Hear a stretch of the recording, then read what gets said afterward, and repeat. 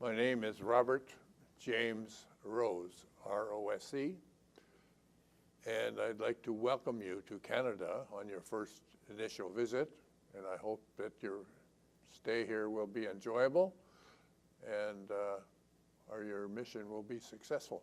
Thank you. Thanks to your arrangement. You're doing all this arrangement here in Trenton, right? Yes, I was able to gather a few of my friends who are still around, and unfortunately, two of them are not able to be here today because of illness in their family. So we just go with the numbers we have. Yeah. What is your birthday? I was born on the 15th of October, 1929. You were born in the year of Great Depression.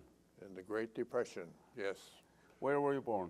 The week after I was born, the stock market in New York crashed. All right, that's I right. remember that vividly. I was born in Windsor, Ontario. Actually, my birth certificate reads Walkerville, the home of the famous Hiram Walkers. Who's that? Whiskey makers. Ah. Anyway, it's now incorporated into the city of Windsor, Ontario. So tell me about your family when you were growing up, your parents and your siblings. My father immigrated from England about 1920. He came to Canada with a wife and two daughters and settled in Chatham, Ontario. Unfortunately, shortly after they arrived here, his first wife died and left him with the two girls. He sent the two girls back to England to stay with his sister, and when he remarried, the sister said, well, he can now take care of the two girls. So she shipped them back to Canada. So they had more crossings on the Atlantic than the Queen Mary. So anyway, following that, my mother followed her brother out to Canada. She came out in 1922, 23, and married my father in 26. And my brother was born in 1927, and I was born in 1929. Tell me about the school that you went through. Well, I attended elementary public school in Leamington, Ontario, which is just south of the city of Windsor. Attended high school there as well, and had a very wonderful high school career and time in high school. What do you mean wonderful career in high school? Well, I was able to participate in many athletic, basketball, baseball, track and field, and was very successful and quite a good athlete, actually. When did you graduate your high school? In 1948, I graduated from high school. And what did you do? Well, I had dreams of playing professional baseball. In fact, when I graduated from high school, or when I finished high school, I signed a contract with the now defunct St. Louis Browns baseball club. St. Louis? St. Louis Browns. St. Louis, Missouri. Wow. That team is now the Baltimore Orioles. They moved from St. Louis to Baltimore many years ago. And so you signed the contract? Signed a contract. What was the contract? Can you share that? Signed a contract with the baseball club at the lowest level of the professional league at that time, Class D ball. I had a visit to St. Louis in the fall of 1948 and to a baseball tryout camp. There must have been 300 ball players there, and was successful getting through that adventure, because when I went to spring training camp in Pine Bluff, Arkansas during the war. Pine Bluff, Arkansas was a Army base at one time, and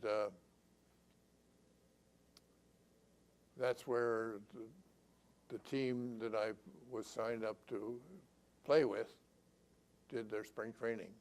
What was your position? I was a first baseman, and they First wanted baseman. first baseman. 6'4", I was a good first baseman. They wanted me to be a pitcher. Oh. Anyway, so we went from Pine Bluff, which is just outside of Little Rock, Arkansas, by bus that broke down every 100 miles, and we ended up in Pittsburgh, Kansas, and played in the Kansas, Oklahoma, Missouri Baseball League. How much was the contract? I think it was $150 a month.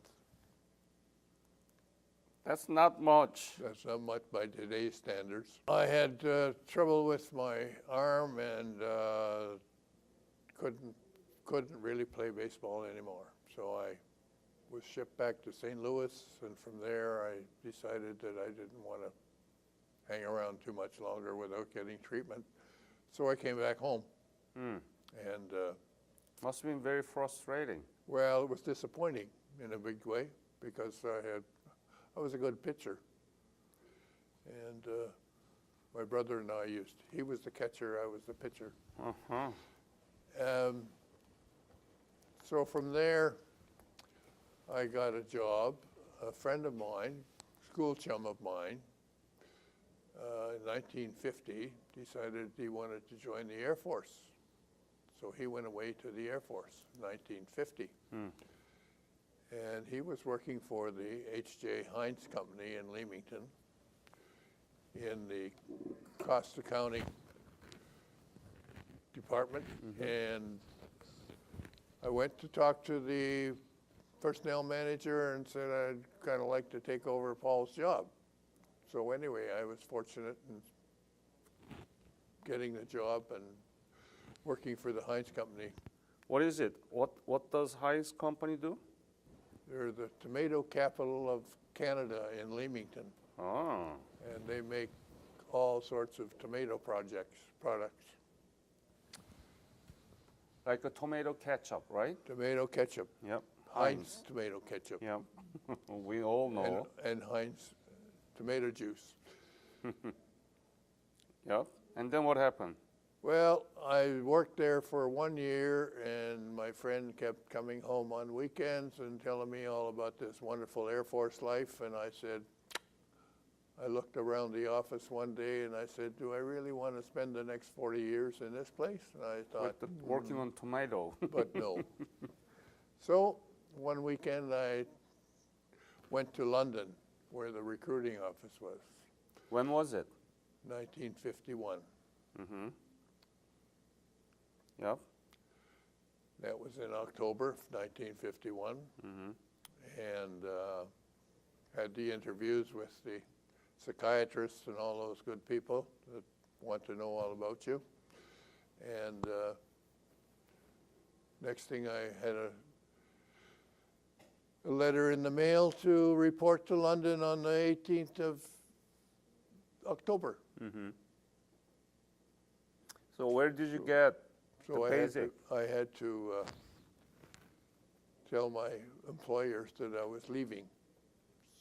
And anyway, so in October I went to London to the personnel selection unit, where you go through a battery of tests and that sort of thing. Test your aptitude for air crew and what trades you might be best suited for. So I got through that adventure. I was selected as a radio officer navigator. And following that selection unit, spent 6 weeks in a ground training school, familiarization with Air Force protocols, history, and adventures. Did you like the radio navigator Yeah, I was a good radio operator. You were in good at Morse code? In those days, you had to do Morse code and some voice, but mostly Morse code for conditions and the equipment we had in those days.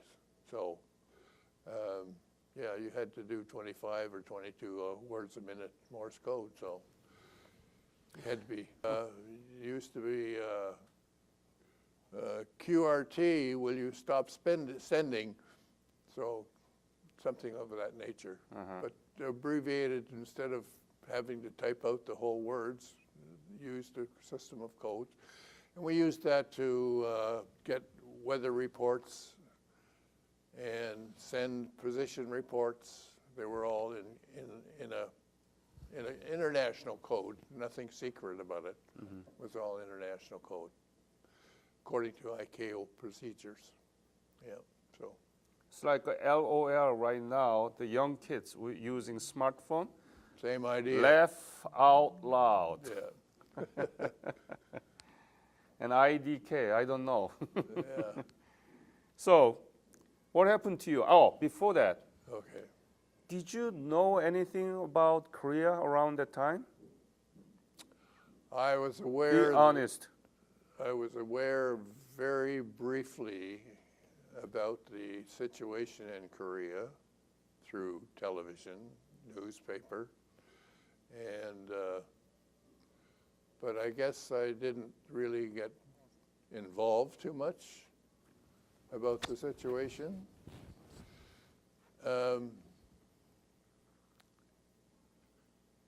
It was something like the apartheid situation in South Africa at that time.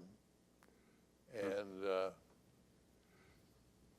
I think in Canada, we weren't too concerned too much about that sort of situation. Right. Anything you learned from your high school history class about Korea? No. No. No. Well, I think it was much the same during World War II. The fact that Japan had invaded Korea, Japan had invaded just about everything, and Yeah. we weren't aware of necessarily who the Korean people were, and we had no association in Canada at that time with people from Korea, I don't think. And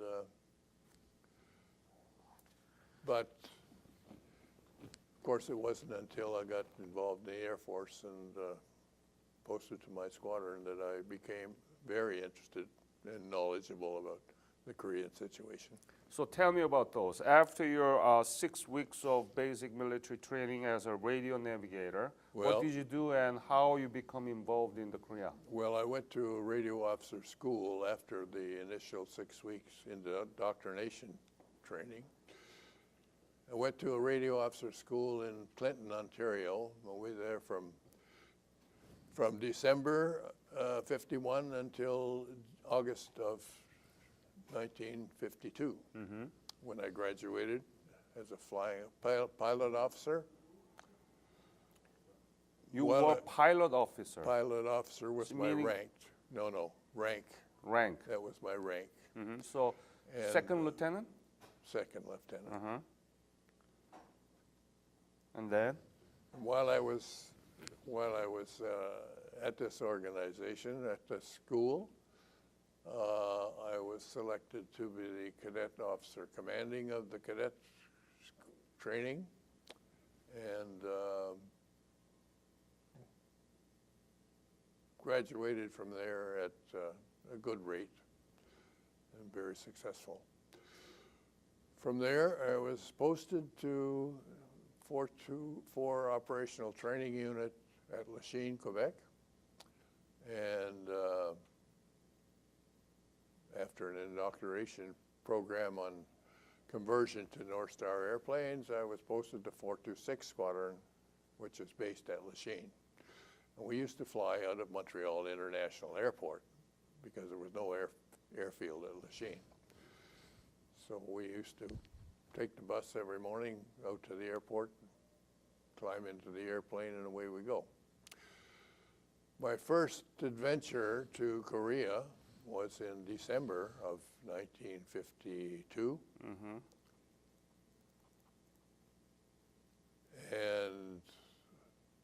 trip lasted about 17 days, I believe, because we have a additional 4-day layover in Japan waiting for another aircraft. By that time, we had set up a system of placing crews around the various spots: Tacoma, Elmendorf, Tokyo, and we had our own servicing people there as well. And so we would wait until the next aircraft came along. Lots of times the aircraft, we were down to about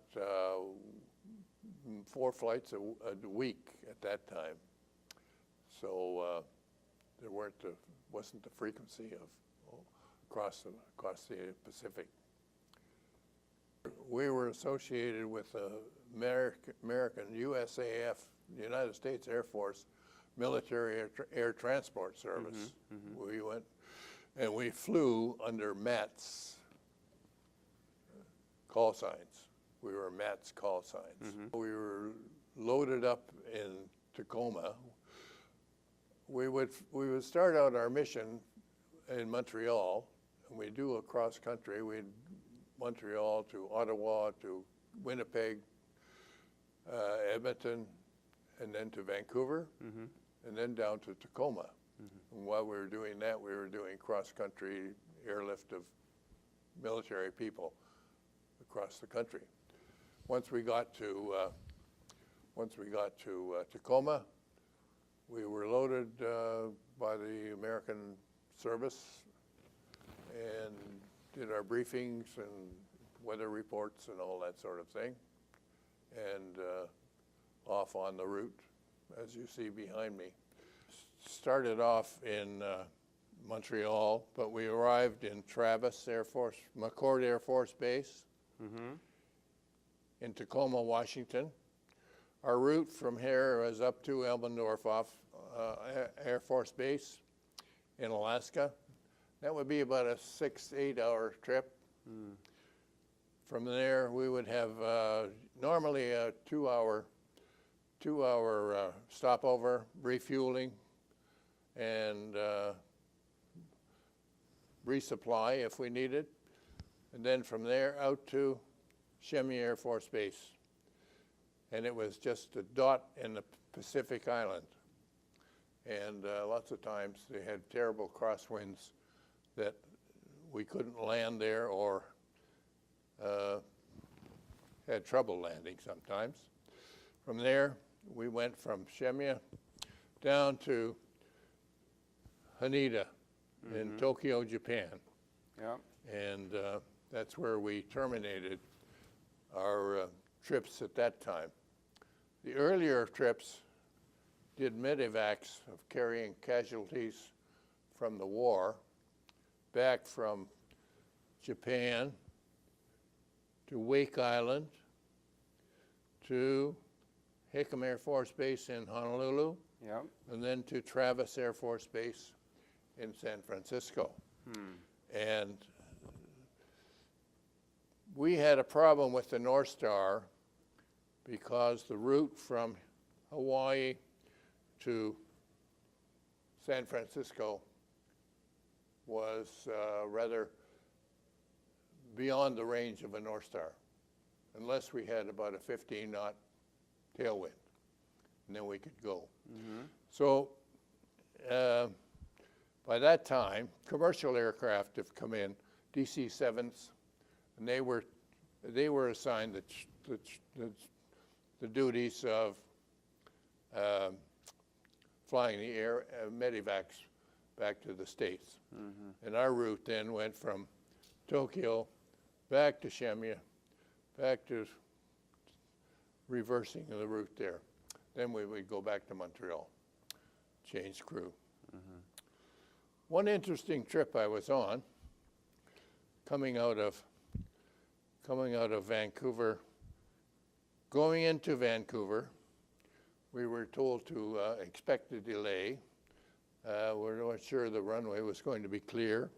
But when we landed, we were rolling down the runway, and we see on the side of the runway an aircraft upside down. And when I looked out the window, I said, hey, that's one of our birds. And in fact, it was our bird.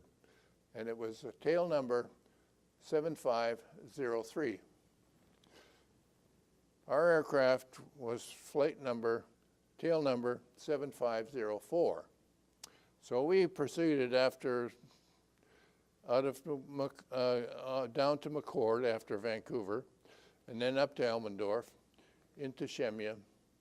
And when we arrived in Shemya, we see over the side of the runway was an airplane, and it was another North Star.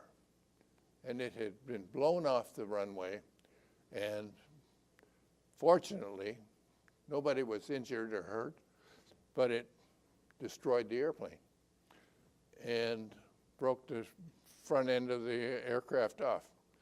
So I said to the skipper, now that aircraft number was 7505, and we were flying in 7504. I said to the skipper, and he was a former Norwegian underground person. He'd come to Canada after the war. And I said, we got to get out of here and get to Tokyo and get rid of this airplane 7504. You saw twice. All right, have it please Anyway. sit.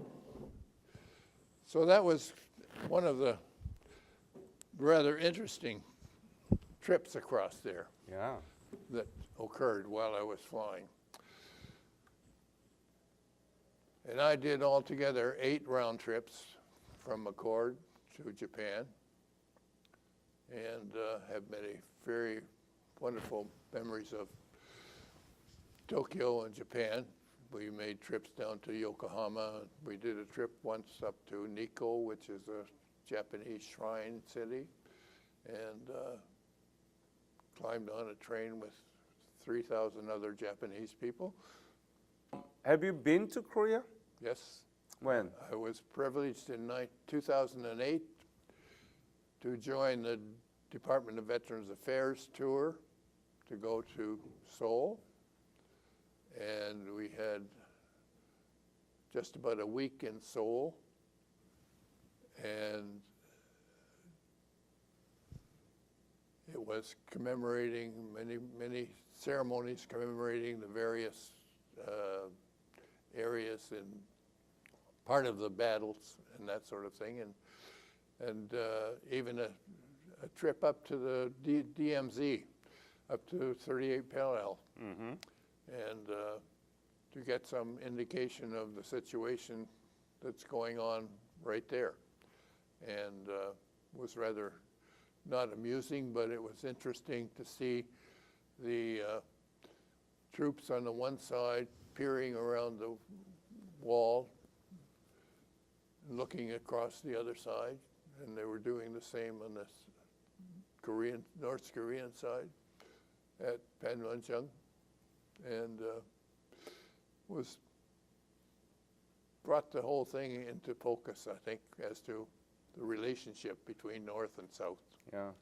And how they still not at peace, really, unfortunately. Well, it was a wonderful opportunity to see, because I had seen pictures of the cities, Seoul and Busan, during the war, how devastated they were. And I was amazed at the wonderful city both of those cities are today. The rebuild was fantastic and wonderful, wonderful, beautiful cities, and very impressive in that regard. So they have recovered very nicely. So we hope it doesn't flare up again, ever. 10 million population in Seoul metropolitan area. That is one of the 10 biggest city in the world, Right. metropolitan city. And as you know, were you at Korea at all during your service? No, No. no, we didn't get there. You didn't even land in Korea? No. No. But as you mentioned, completely destroyed. Yes, And nothing virtually vertically standing, I mean, with some exaggeration. Now it's the 11th largest economy in the world. In 30, 40 years. It's unprecedented. Yes, Yeah. it is. And it's, they've done a wonderful job of rebuilding the city.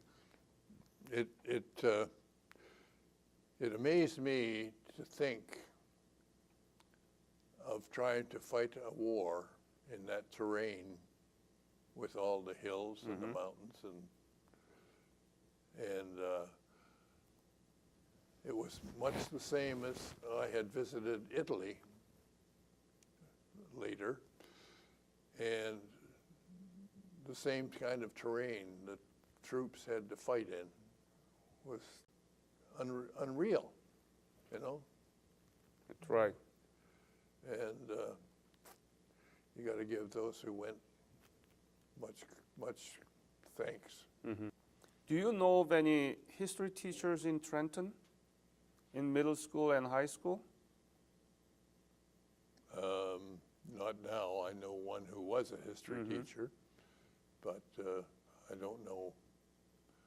I don't know what the curriculum is with history, wartime.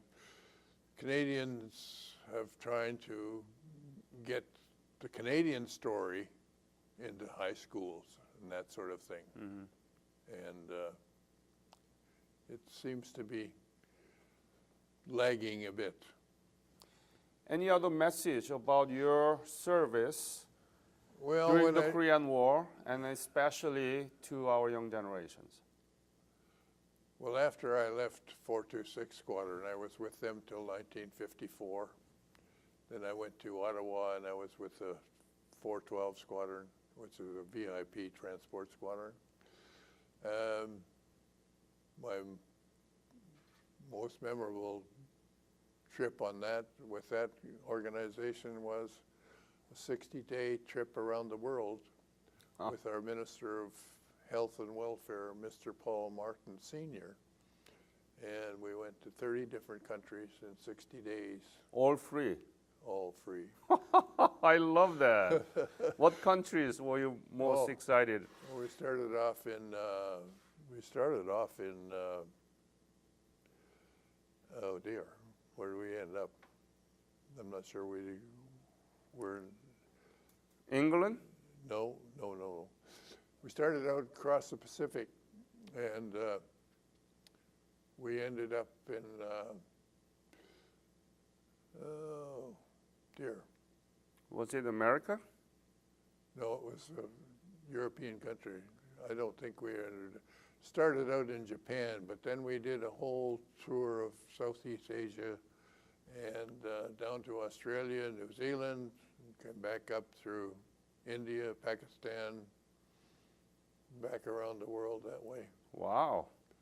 So the girls were glad to see us home again. That's right. So that was a great trip. Following that, the Air Force had recovered 2 Comet 1 airplanes that they had purchased after the war and are given by Britain to the Air Force during the war to Canada.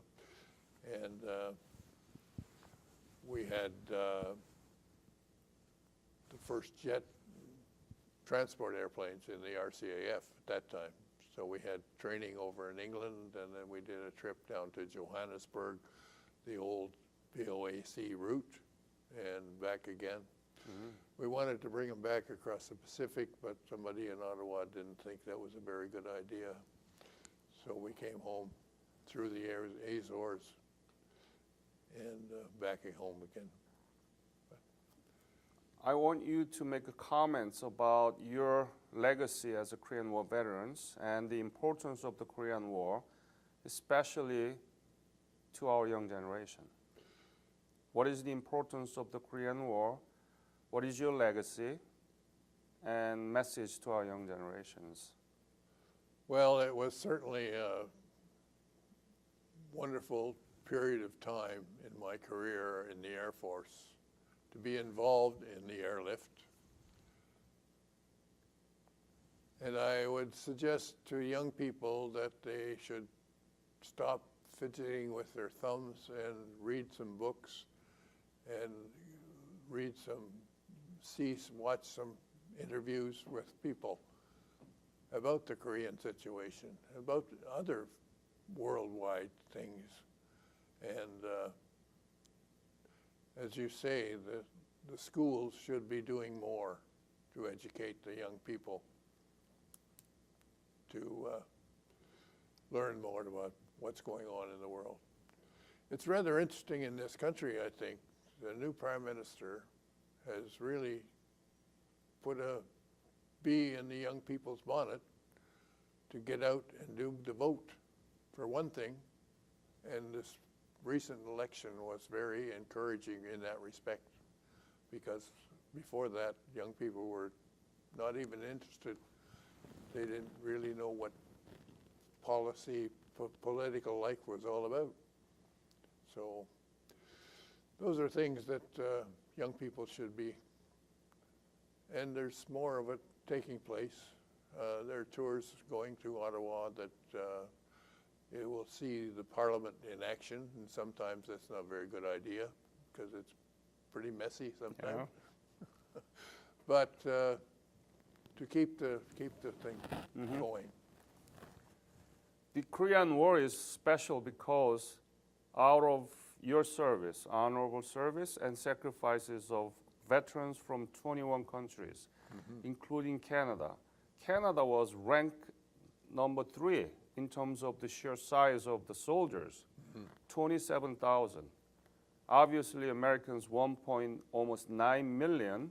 Yep. After that, it's England, Yep. 60,000. And then it's Canada. And out of that service, Korea came out beautifully. I want to thank you for your service. And let's go from here. Thank you very much. Thank you.